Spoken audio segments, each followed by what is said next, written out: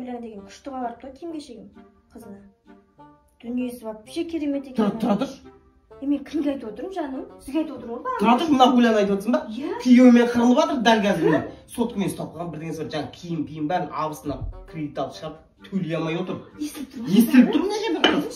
Тоқташы. Берші істемейік бізде. Не дейді? Тоқташы.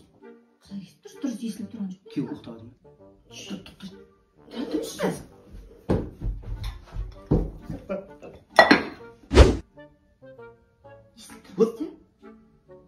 Маған вообще естіліп тұрған жоқ. Келші маған. Не болды? Жаман айтып, Гүлән деген айуан екен ғой. Не болды? Ей, жағдайың жоқ, шыққытын одың жоқ, бетін сығып майын ішіп отыр. Соңында алғанда кредитің не дейді. Қайнатасына бірақ деп отыр. Соның қазір айтып берем, мынаны үлкеннен күшті естіледі екен ше.